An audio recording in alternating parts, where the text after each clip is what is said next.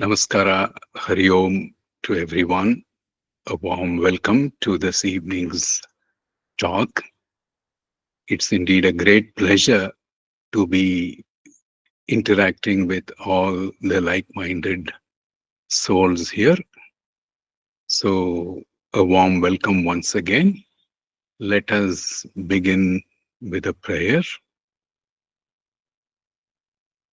Om सदाशिवसमारम्भाम् शङ्कराचार्यमध्यमाम् अस्मदाचार्यपर्यन्ताम् वन्दे गुरुपरम्पराम्. ॐ सद्गुरुदेवाय नमः.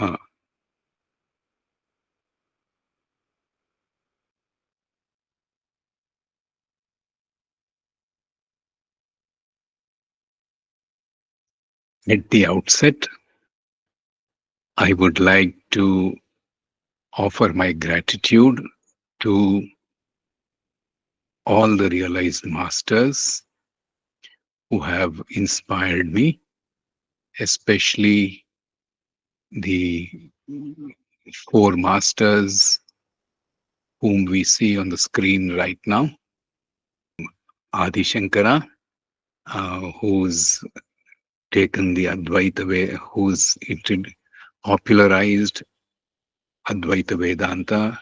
My beloved teacher, Sri Prabhuji, whose teachings on Vedanta has greatly inspired me and guided me along the path of self-enquiry. Sri Nisargadatta Maharaj, again, whose teachings have been a great influence on me, and Sri Ramana Maharshi, whose simple teachings on the direct path have also greatly influenced me. And I offer my gratitude and pranams to all the realized masters.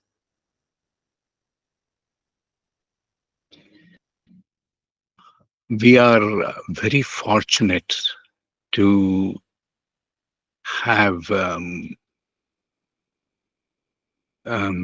have been at this stage of life in a human form.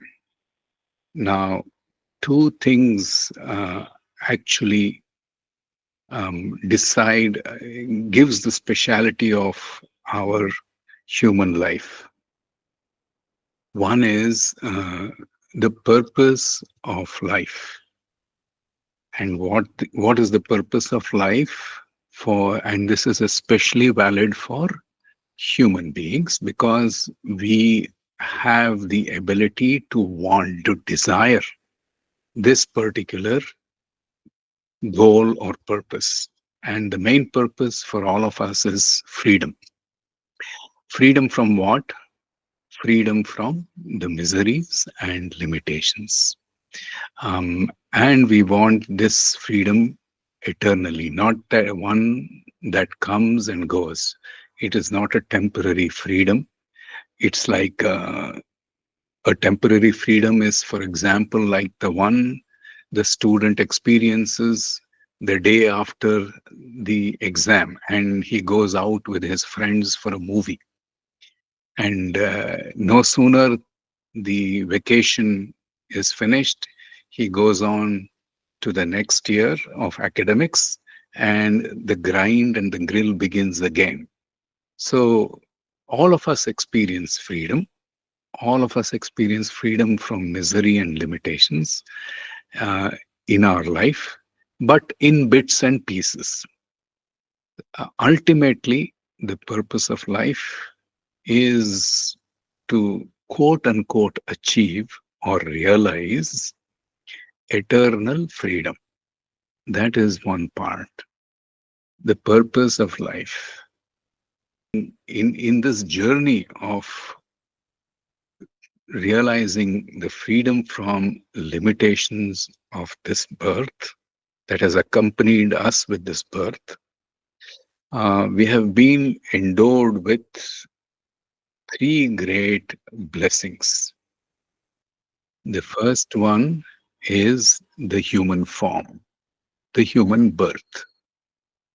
The second one is the intense desire for liberation. And the third one is the guidance of the wise. It is very difficult to get a human birth. We all know in the karmic cycle, we would have passed through various life forms to come to the level of a human form.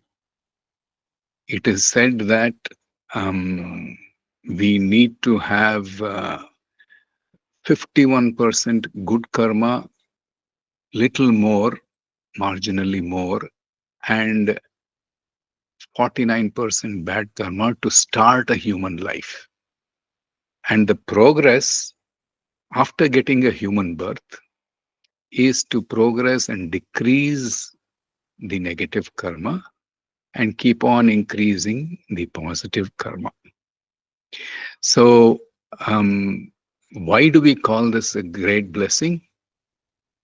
Spirituality, Vedanta says there are 84 lakh species, living forms on this earth, right from the tiny to invisible to the naked eye, bacteria and virus, and all of these tiny little forms, to single celled animals like the amoeba and the multicellular creatures, the invertebrates, the vertebrates, the animals and the birds, and then finally the human being.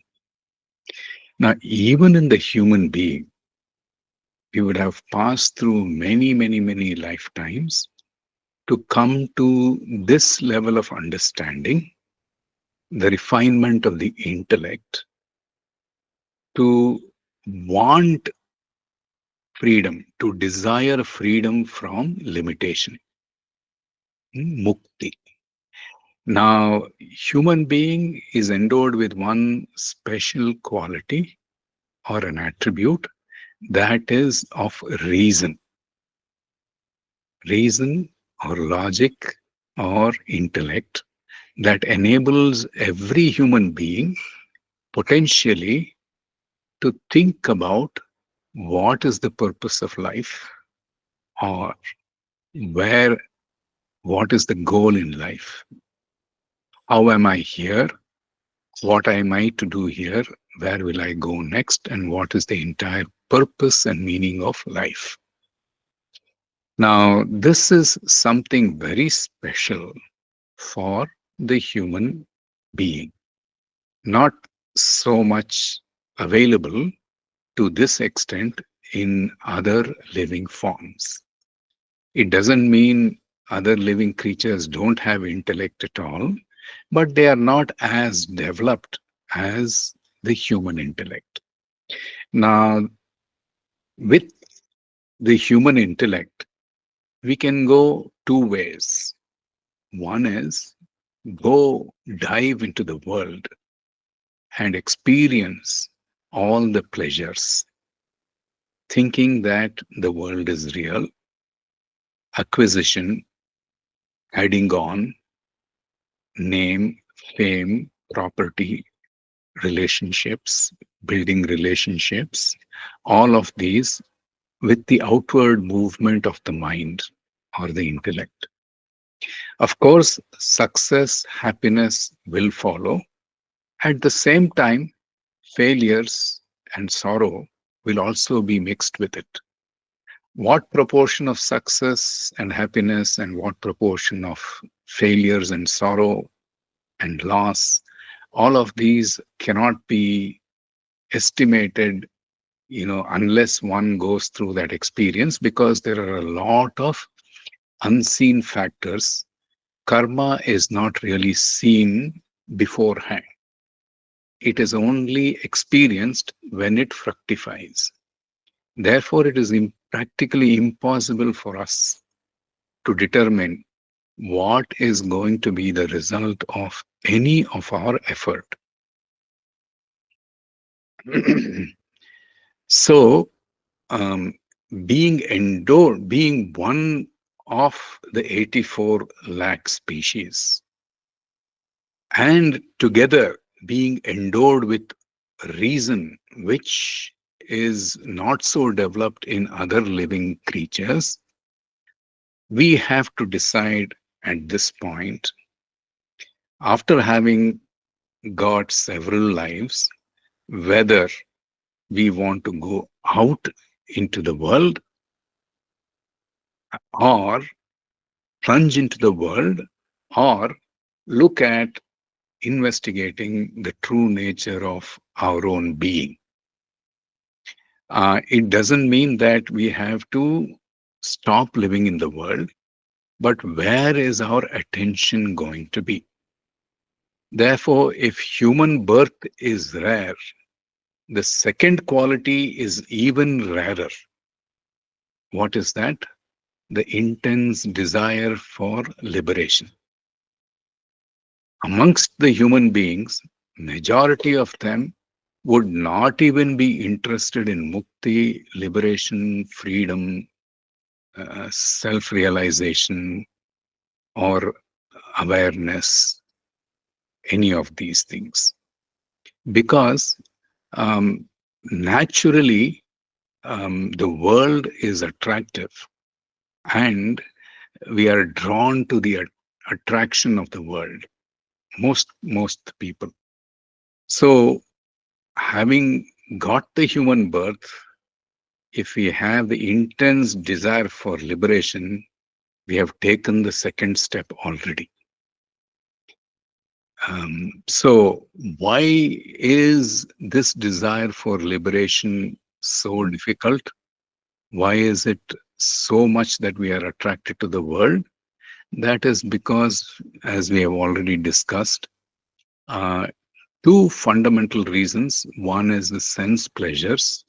The sensual pleasures are invigorating, exciting, no doubt about it. We can see beauty, any of the sense pleasures. A good food which tastes the tongue, we want a little more of it. We go searching for it to various hotels.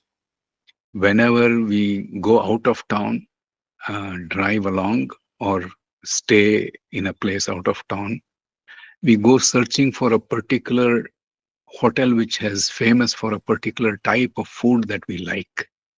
Idli or masala dosa or vada, whatever is our favorite dish. Um, if you look at a beauty which the eyes see, then the eyes are lost in the beauty of the form. A nice fragrance, then a person tends to forget what he or she is doing, gets lost in inhaling that fragrance, at least for a couple of seconds. So is it with a lovely sound. If we hear a beautiful music or a temple bell ring, then we just stand still. That is because these take us to the self unknowingly, at least temporarily. Needless to talk about food. The taste of the tongue is so very attractive that it is difficult to overcome it. So any of the sense pleasures draw us into the objective world, and we want more of it. The second reason why desire for liberation or mumukshutvam is so rare and difficult is most of the people are engaged in continuous, incessant activities. There is no break at all that a person takes. In fact, we should say it is very rare. Look at the the plight of a person even when he goes on a vacation. He or she is constantly answering phone calls, of the work even when he is away or attending to emails. Say 5 minutes, let me do this, and then we'll go out to the beach. So the activities never stop. It is perennial, it is incessant. Perhaps the only time it stops is when we sleep. And this is unfortunately an unconscious action. Now, when a person takes a conscious pause from the activity and at least takes a pause from the sense, inquires into the sense pleasures, then there is a hope for a yearning for the meaning and purpose of life, a possibility of inquiring into what is our true nature, what is the meaning and purpose of life, isn't it? Now, having got the human birth, and let's hope we are lucky enough to get the intense desire for liberation, all of the people in this group here are. That's why we are here. We all attend the satsangs so eagerly. The next most rare blessing is the guidance of the wise. Why is it so? Because the need for a guide, a person who shows the way, is extremely crucial in the journey of discovery of the true nature of our own self. Why is it so? Because in an unknown terrain, we are sure to get lost, distracted. We think we would have taken one step forward in the direction of our goal. No sooner we take that step, the other attractions of the world and our own tendencies will pull us away from the path unknowingly or unconsciously. That is why a guidance of a realized master is very essential, who will keep reminding us on the purpose of our life and also guide us on where we are stuck. Gently, that master will prod us to shatter our mindset that is blocking us from realizing our true nature. And what is blocking us from realizing our true nature after the desire for liberation? It is our mindset. In spiritual terms, it is called the Vasana package, the strong likes and dislikes that we have, including the like for what we truth and the dislike for the untruth. As if truth is something that is to be got. That's a guide, a guru is needed to shatter our mindset for us to be able to see our own blind spots, see through the blind spots. You know, in a vehicle, if we are familiar with the four-wheeler, on the driver's side and on the passenger side, there is a rear view mirror. The rear view mirrors, left and right side, both have a range of vision. At a particular band where the vehicle comes from behind, the vehicle will not be seen from either the left rear view mirror or the right rear view mirror. And that is called a blind spot. That is the cause for most accidents on the road. It's been observed. All of us have blind spots. Some of us are lucky enough to recognize it ourselves. Most of us are not. So Who will tell us that we have a certain blind spot psychologically? It is the one who is able to see those blind spots that we have. And that is the realized master, the guidance of the wise. Also, the other thing is that we all, in this unknown terrain, we think we know, but we may actually be going in the wrong direction. It is like five blind men actually trying to figure out what the elephant is through the senses.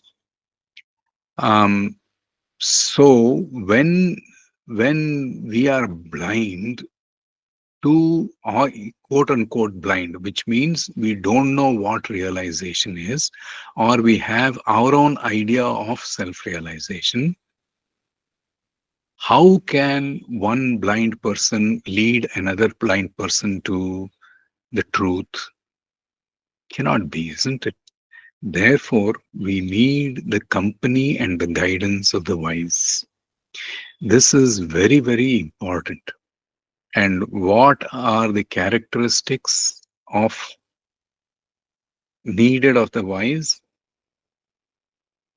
One, such a being must be well versed in scriptural knowledge, must be shastragnya. Hmm? He must know the Shastras very well, not in the sense of a scholar, but the essence, the truth, the inner meaning, the core of what the scriptures are trying to point at. And that such a guru must be established in the self. And the third most important part is such a one must have the desire to guide or teach the truth, point out the truth through the stages from where the seeker is in to where the ultimately the realization of the truth. Now, there are many people who are well versed in scriptural knowledge. Um, they are just well versed in scriptural knowledge, but may not have realized the self. Such people are scholars or panditas. They will no doubt be able to impart some knowledge about the scriptures, what the scriptures say. But it will be practically impossible for them to break the mindset or the vasana package of the seeker or the student. Now, the second quality, a realized master may have the scriptural knowledge and be established in the self. But when one is established in the self, what is one's experience? Complete bliss, isn't it? So, when a person is in complete bliss, he might be in perennial samadhi. Now, it takes a lot of effort for a person, for a being, not a person, for that being to be able to forego that bliss of samadhi, come out of it, and guide the seekers or the students on the path of self realization. That is why a Sadguru, the term used in Viveka Chudamani is for the Sadguru is Daya Sindhu, an ocean of compassion. Why is a Sadguru an ocean of compassion? He has no desire for anything, he or she has no desire for anything once self realization, once he or she has been established in the self. What does that mean? That being is complete in itself, Purna. When that when the Sadguru is Purna or complete, he sees every other being also as Purna and complete, and he sees that the limitations that the student or the seeker is experiencing is only out of ignorance, and that ignorance is unreal. So he will laugh at internally, he will laugh at all the limitations that we as seekers are experiencing and are and getting into trouble. But it takes a lot from the wise teacher's part to have the desire to teach, to wake up the student or the seeker from ignorance to wisdom. That is why that teacher, Sri Adi Shankara, says in Viveka Chudamani is Daya Sindhu, an ocean of compassion. Without that compassion, the, the guidance is not available to the teacher. Now, I mean, not guide, sorry, the guidance, the teacher will not come out to guide the student to on the path of self realization. It doesn't mean the teacher is not self realized. There are many beings who are self realized and they'll be quiet, sitting in meditation or doing work internally, not known in the society. Now, the ability to communicate, the desire to teach, being established after being established in the self and being well versed in the essence of scriptural wisdom is the hallmark of a Sadguru. Any one of them missing, they will be realized beings, but not a Sadguru. Therefore, this seems to be the rarest of the rare. Human birth is, first of all, rare because we have passed through millions and millions of lifetimes, even as human beings, to come to this stage. And after having the human birth, not to be distracted by the worldly pleasures and have an intense desire for liberation is even rarer. Now, once there is a desire for liberation, human birth and a intense desire for liberation, to get the guidance of the wise is the rarest of the rare.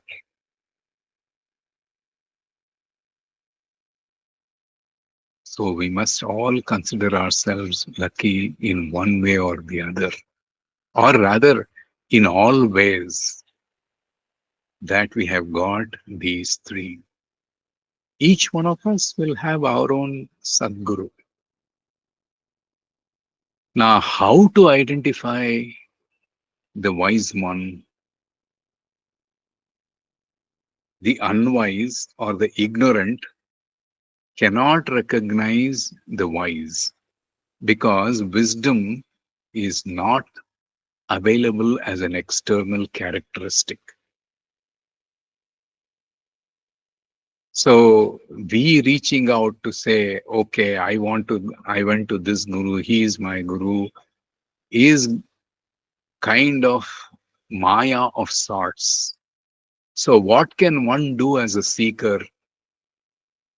One can one can realize the blessing of the human birth, and one can realize and get into intense desire for liberation, yearning to see God or to be free, and then patiently wait. It is said that when the seeker is mature, the wise one appears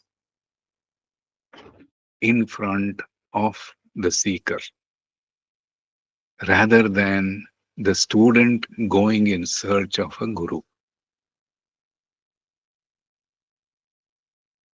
Mother Kali sent the great sage Saint Thotapuri to Ramakrishna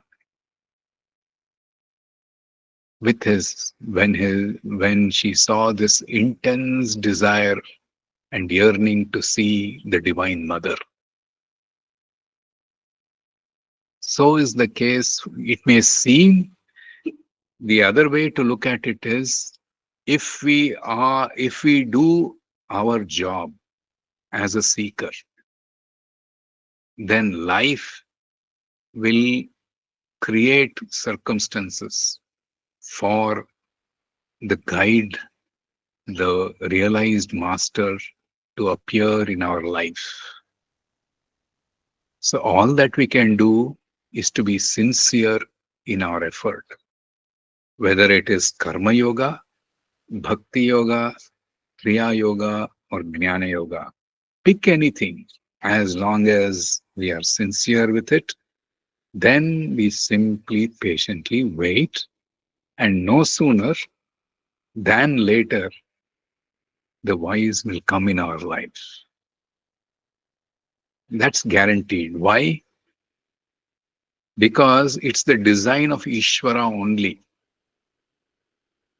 Why is self realization guaranteed? Because all of us have the self with us. We think we have the self, that is the ignorance. Is there anything or any being without the self? No, it's impossible, isn't it? So, when the self is present in all of us, self realization is guaranteed. It's only a matter of karma, which means time and space. So, when it is guaranteed, we can allow life to take its course and go in the natural cycle, or we can put in our sincere effort and hasten it, quote unquote, hasten it. But that is also karmic in a way. But let us say that we are sincere. Then immediately the final step of guidance of a realized master will be available in our life. And what does the master do? Through the teaching, he will show us that what we are searching for is not the object, but the very subject, which means the seeker is the sought. And that requires guidance of a realized master only. Otherwise, the student will have a tendency to split between the subject and the object and chase the object.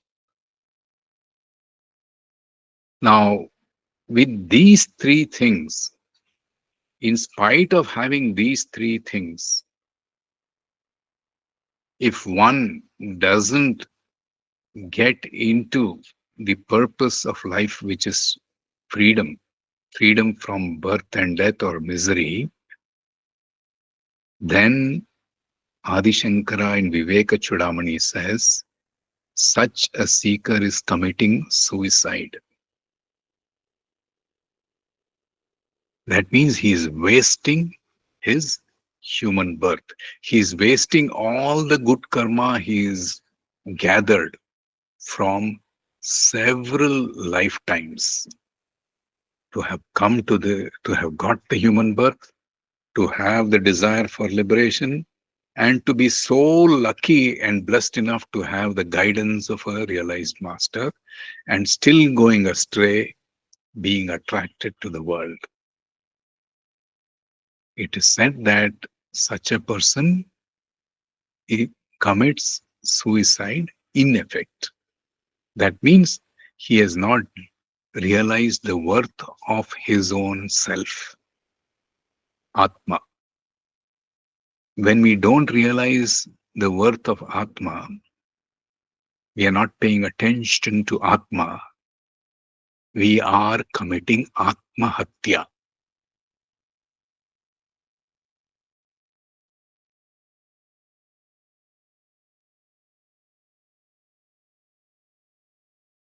So, with that said,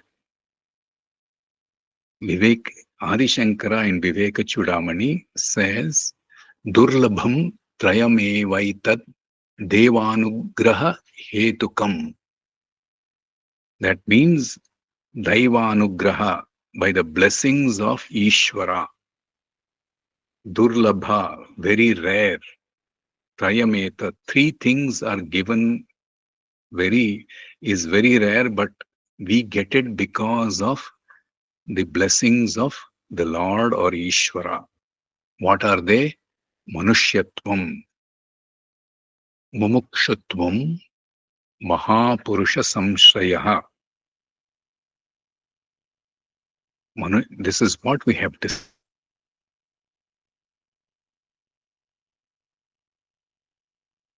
discussed. Human Mahapurusha Samshrayaha. In a limited way, Mahapurusha Samshrayaha can be taken to be the company of the wise. But in a deeper sense, it is actually the guidance of the wise. The very third shloka in Viveka Chudamani is this. What does this actually point out to? It simply points out to saying, don't waste this human birth. Realize yourself here itself and now itself. We have all the opportunity, we have all the blessings, we have all the grace. What is grace, therefore? It is the meeting point of the compassion of the Guru or Ishvara in the form of teaching, descent of the teaching or the wisdom of the Guru, and the ascent of sincere effort by the student. Both are required. Now, the grace is available always and everywhere. But the recognition of the grace comes when self-effort meets the teaching, sincere self-effort or sadhana meets the wisdom of the teaching. If only teaching is there, it won't help. If the teaching is there and the student turns away from the wisdom of the teaching, it won't help. It's like sunrise falling on the eastern window and we turning our face to the western side. The grace, the sunrise is already there. Only thing is we must turn towards the direction of the sunrise. So both, if only self-effort is there and the teaching of the Guru is not there, then chances are that we will go in the wrong direction. But however, as we keep sincerely attempting in this direction, one day or the other, the Sadguru will come into our life to guide us.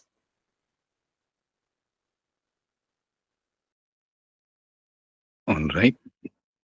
So, normally we have Dharma, Artha, Kama, Moksha, the four pillars of life, which is the Purusharthas, Chaturvidha Purushartha, as we all know. Now, we need not elaborate this, but the key thing to note here is normally in the process of living our ordinary life, what is the order in which these four, in which we are attracted to these four? Um, do we attempt dharma first? Normally, before we get into this, the first one actually is we are attracted to kama or desire first. And because the world is so attractive, we desire for objects, relationships, ideas, happiness. Therefore, karma comes first in the ordinary way of living. Now, in order to fulfill our desires, we need wealth, money, and therefore we go to acquire wealth. See how it is. In order to fulfill a desire, even if we don't have enough money, what do we do these days? We take a loan from the bank, provided we have enough net worth that the bank recognizes, bank or any other financial institution. Therefore, in order to fulfill our desire, we try and work hard to acquire wealth, either earn and save or to take a loan. If we have fulfilled all of these two and saturated, we are lucky if we go to dharma, that means right way of living or action. And very rarely, very few people go to moksha, that means desire for moksha, mumukshu. Now, what should be the actual order according to tradition? 1 and 3 are interchanged. Dharma must come first. Then artha. What is the logic or the reason behind this?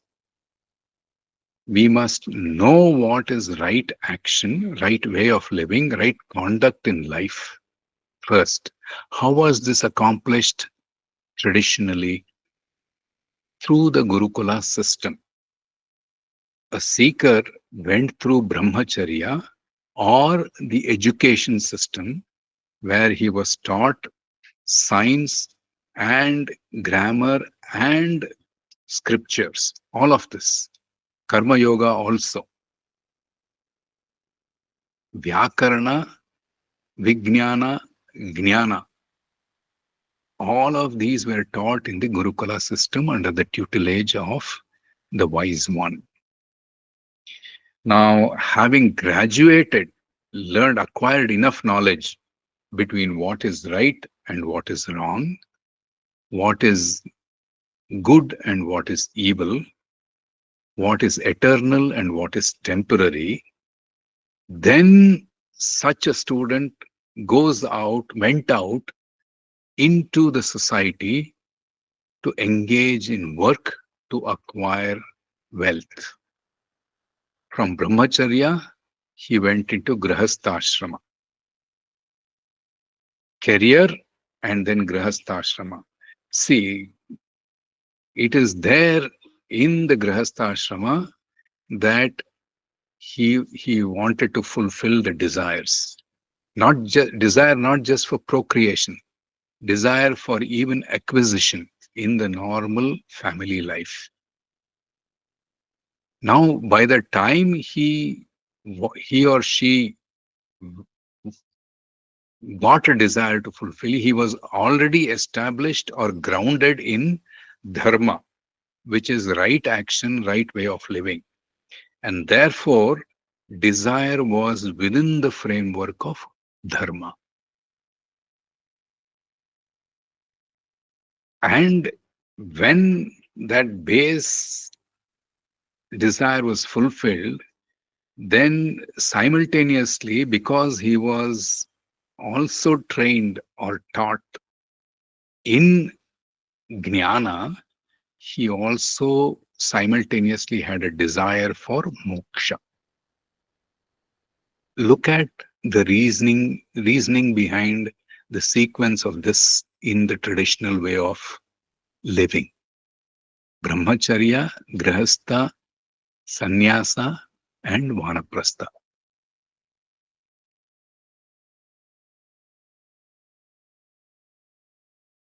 It, it's important to engage in desire within the framework of right action and right values of living.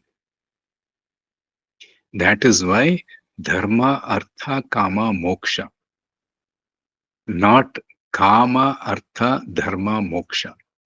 It shouldn't be the sequence cannot be altered if we have to make our life happy, blissful, and harmonious.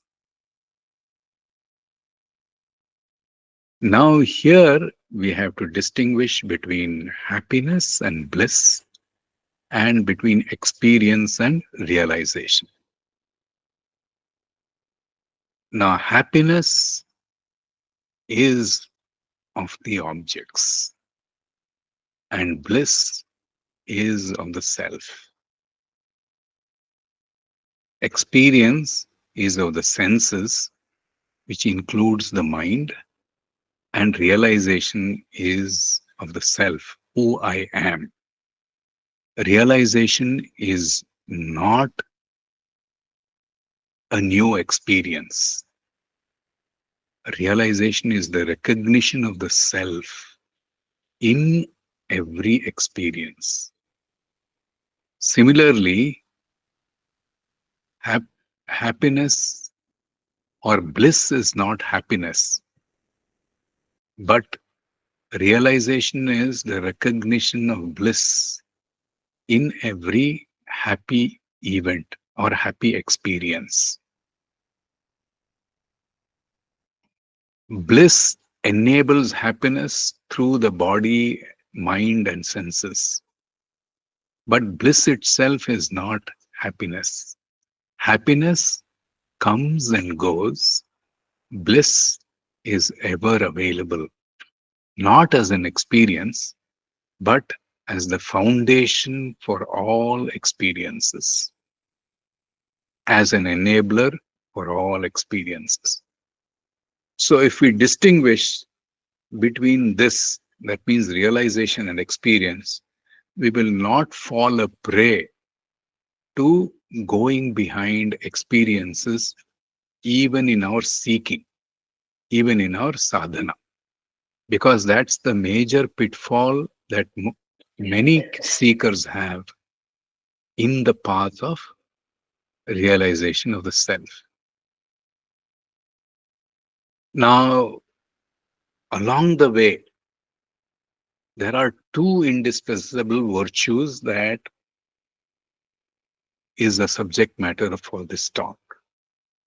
One is viveka and the other is vairagya, discrimination and dispassion. Why is it so?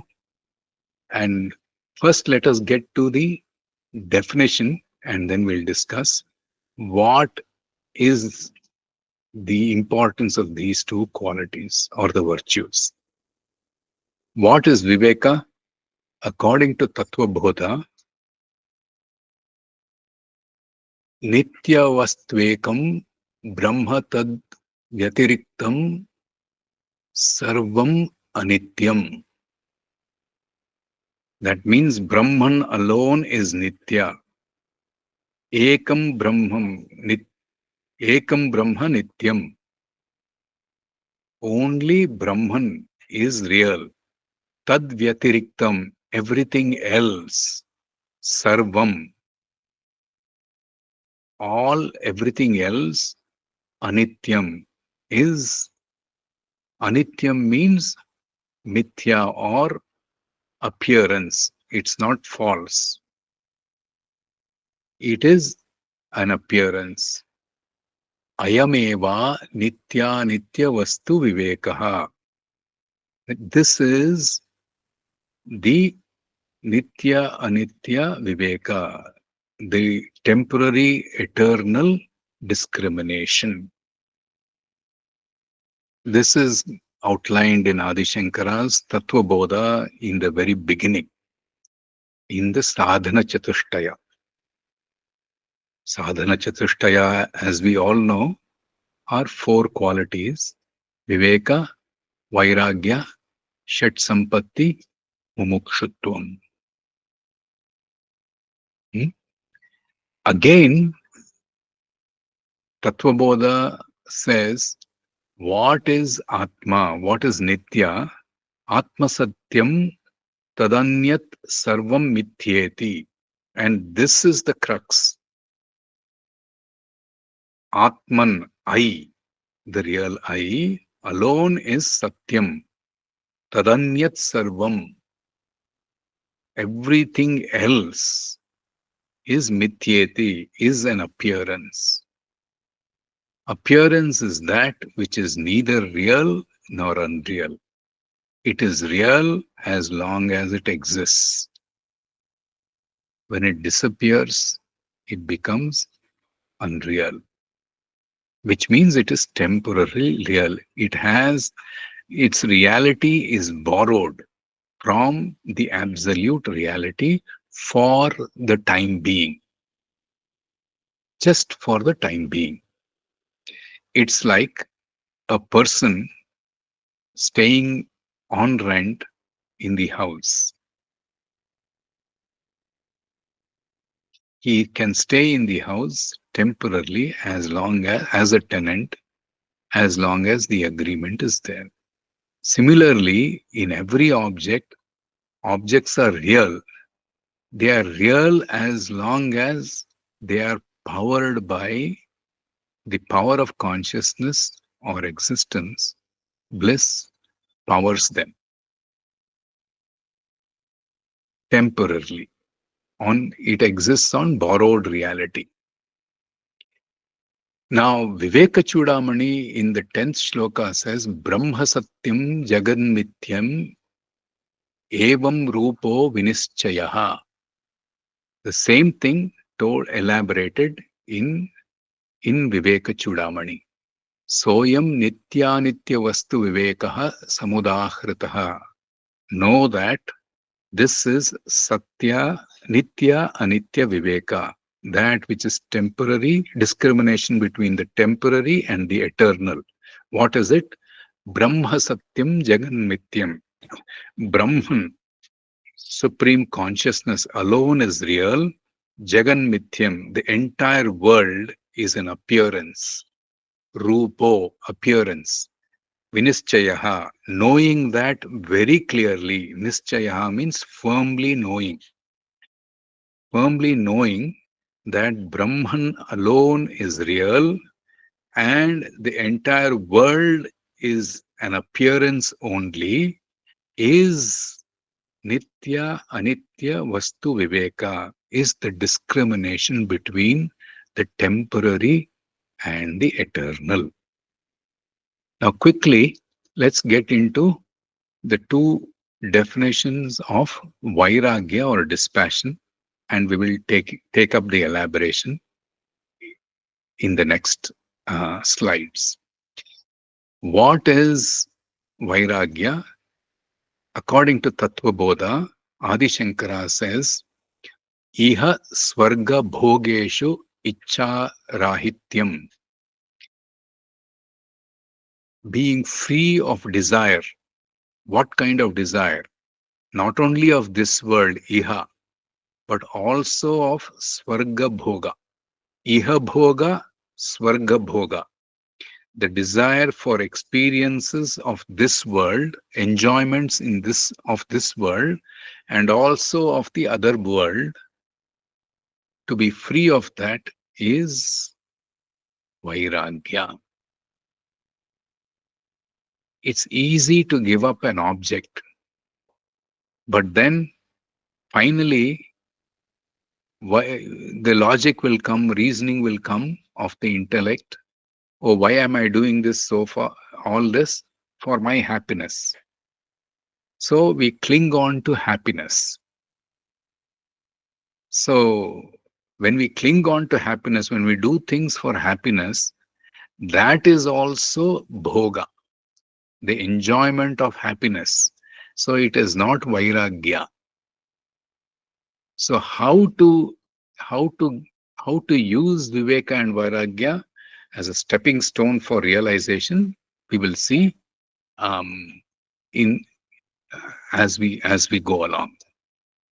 Now, what Viveka Chudamani is saying is Tad Vairagyam Jihasaya Darshana Shravanadibhihi Dehadi Brahma Paryante Hyanite Bhogavastuni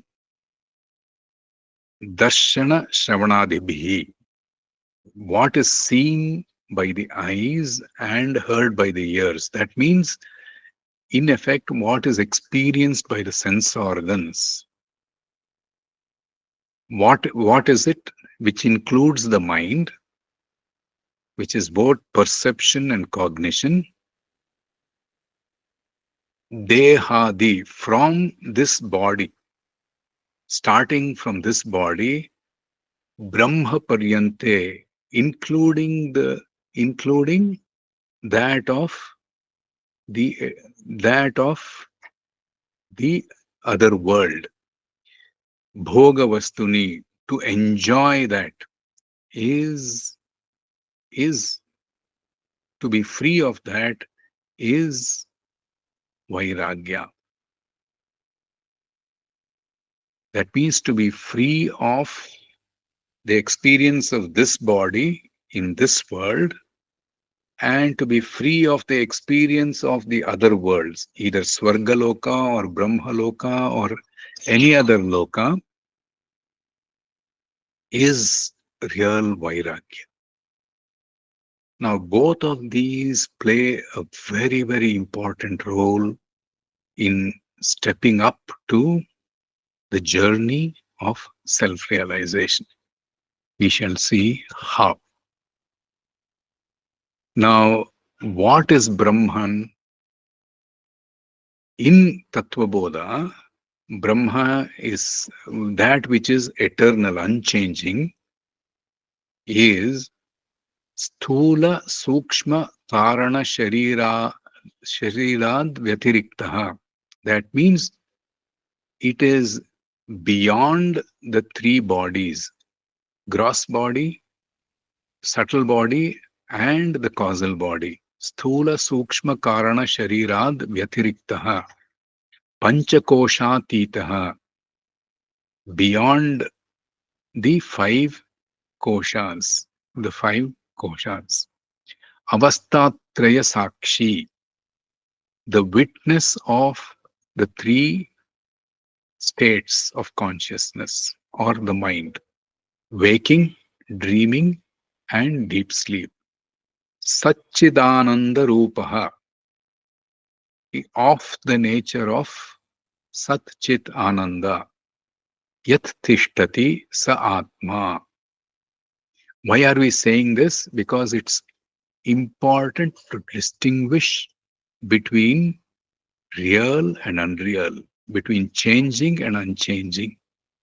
Now, therefore, Satya, Brahman, if we have to see that, why is it unchanging? It is not identified with Sthula Sukshma Karana Sharira. It is apart from that, Vyatiriktaha. That means all these three bodies are subject to change. Panchakoshatitaha, it's beyond the five sheets which are constantly changing. Avastatraya Sakshi, it is the witness of the three states. The three states keep alternating between each other. After I'm tired of the waking state, I go to sleep and I dream. After dreaming, I go into deep sleep. And from deep sleep, again next morning, I get up. So these three states are constantly alternating. But the Sakshi or the witness, that is the witness of these three states, is constant. Satchidananda Rupaha. It is bliss and it is truth or awareness and it is It is complete. So, in summary, it says Brahman or Satya is ever constant, eternal. That's the point that Adi Shankara is driving home in this definition of Atma in Tattva Bodha. In contrast, what is an appearance or mithya? Mithya, now remember, um, every appearance has Brahman or consciousness or existence in it. So, mithya is in Drigdrishya Viveka, the sage says, Asti bhati priyam rupam namam cha ityamsha panchakam. Asti bhati priyam, existence, consciousness, and bliss. Then rupam namam, form and name. They are the five qualities in five attributes in every appearance. Adyatrayam Brahmarupam. The first three belong to Brahman, which means what? Brahma or Atma. Asti Bhati Priyam. Existence, consciousness, and bliss belong to Brahman, which means what? Unchanging. Jagadrupam Tatodvayam. The other two, which is Rupam and Namam, the form and name, belong to the world. What does it mean when we say belonging to the world? It means it is subject to change. So every appearance has a constant part, which is Asti Bhati Priyam, and a changing part, which is Rupam and Namam, Nama, form and name. Now, Driptrishya Viveka again says, Kavaya Vagni Jalor Vishu Devatiryan Naradishu Abhinna Sachidanandaha Bhidyate Rupa Namani. That means Ka Vayu Agni Jala Vishu. In space, air, air or wind, Agni, fire, Jala, water, and Prithvi, earth, Vishu. Not only in these five elements, Deva Tiryan Naradishu, even in the Devas and animals and Nara, human beings, Abhinna Sachidanandaha. What is constant? What is unbroken? Abhinna, unbroken, is Sat Chit Ananda. Bhidyate Rupanamani. What varies, what is split, what is broken is only Rupa, the form, and Nama, name. Here also you see, even in inert objects like the five elements of creation and the enlivened objects, living beings, which includes devatas and other living forms like the animals and the human beings. In everything, inert and enlivened beings, abhinna sachidanandaha. Satchit Ananda is unbroken. That means it is available through and through in all this. Bhidyate Rupa Namani. What is split, what is broken is Rupa and Nama. That means the difference between you and me is just in Rupa and Nama, not in Satchidananda. The same Satchidananda in me is present in you, in everybody else. Now, it's another matter that some objects may not express it as well as uh, living creatures. Even amongst the living creatures, human beings may express it much more effectively than animals. An inert object may not have the right instruments to express Satchidananda, but it is present in everything, all the same. Everything and every being. What does this show? That there is that every appearance is a mix of Satya and Mithya, which means it's a mix of unchanging and changing, every appearance. Now, this is where Viveka and Vairagya comes into effect for sadhana. Because every appearance is a mix of this, through Viveka, for example, I am Vasu, there is in the very statement and the identity I am Vasu, there is the unchanging I am and the changing personality which is Vasu. If I clearly understand that only Brahman is real and the personality which is borrowed energy from Brahman is only an appearance, then that viveka, that discrimination will enable me to separate I am from Vasu, which means separating I am, which is the witness, from the seen or the personality, the seer from the seen.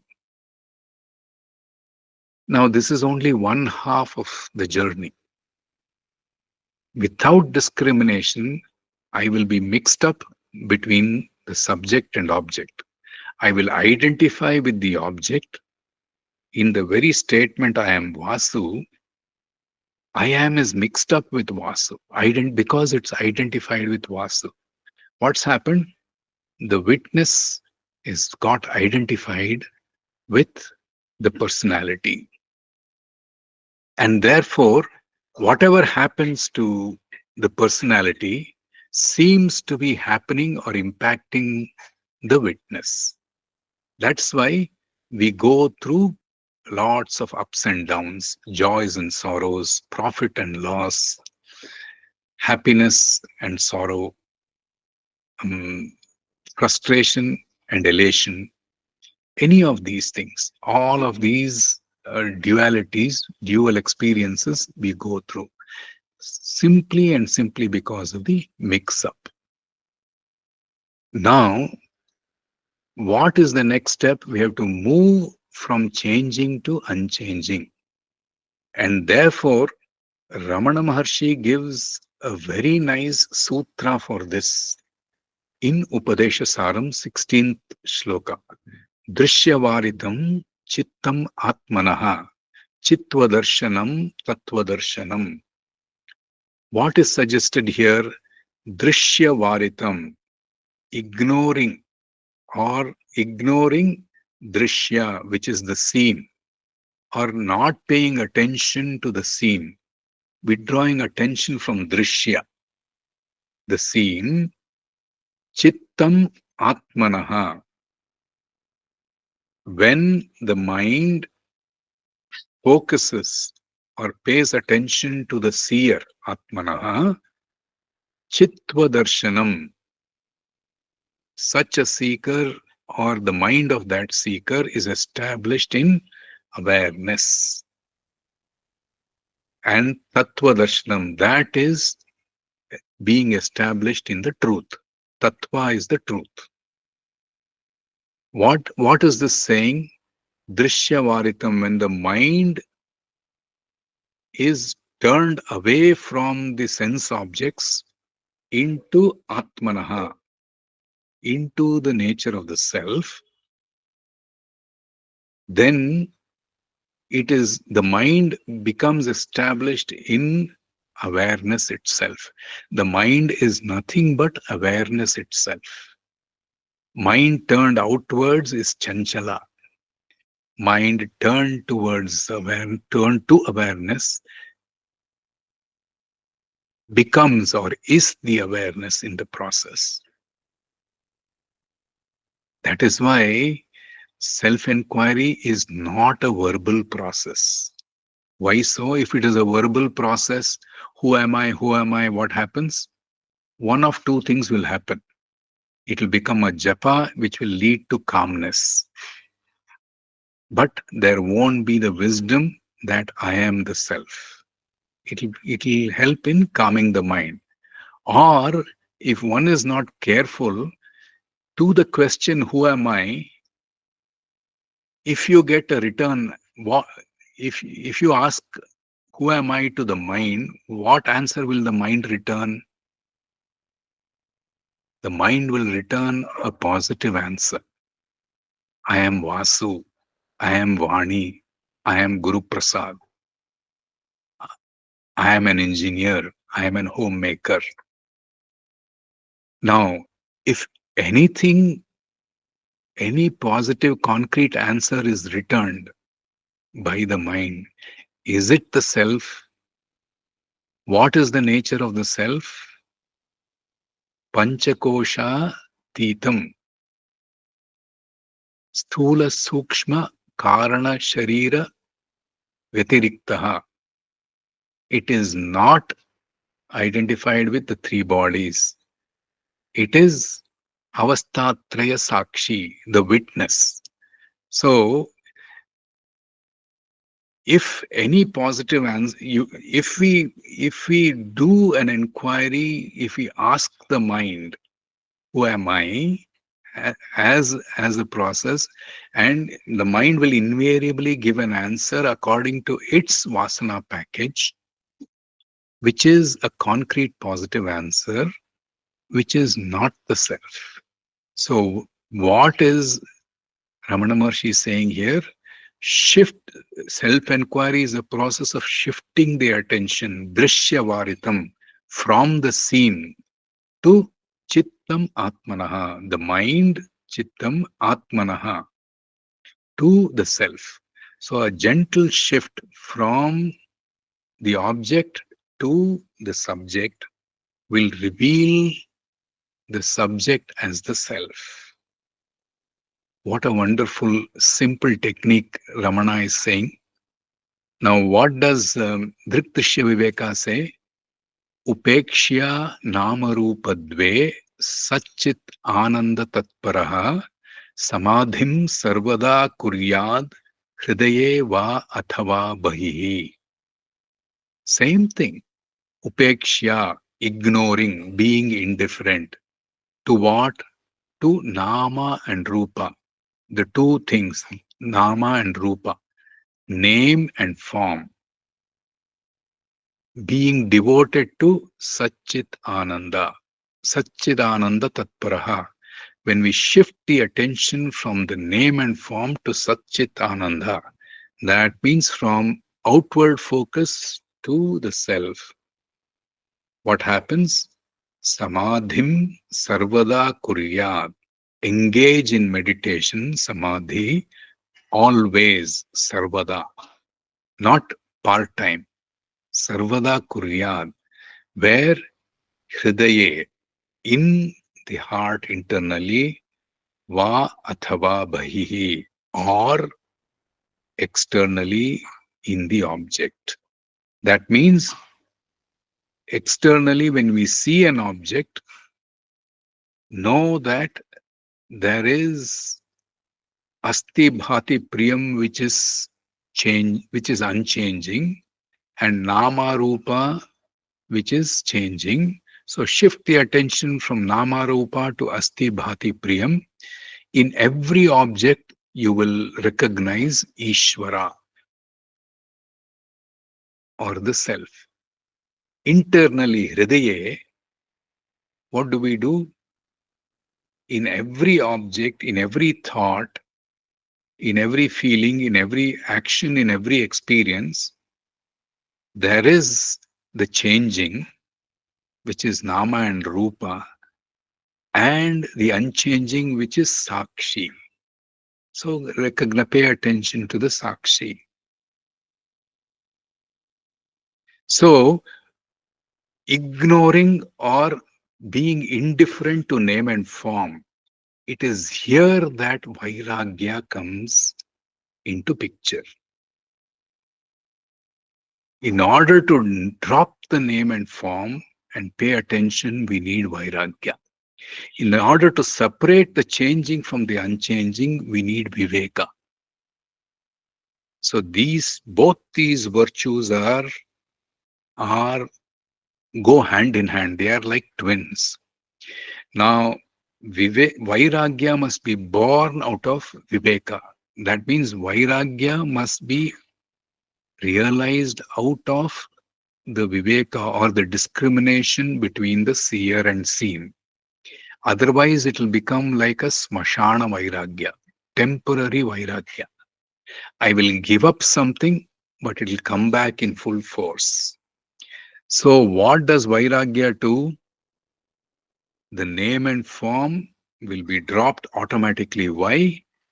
Upon realization, because of the realization that I am is constant and I am the witness is constant, and Nama Rupa or the person is changing. Only I am remains. Now, if we meditate further, even I am goes, and only I or the Supreme Being, non dual being, exists in all its glory. At that point, there is nothing to say or nothing to do. It is simply Purna, Agochara. Nothing can be said about it.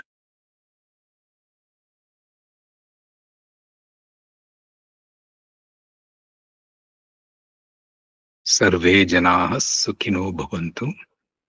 I offer this understanding to all the realized beings and to my Sadguru. Om Tat Sat.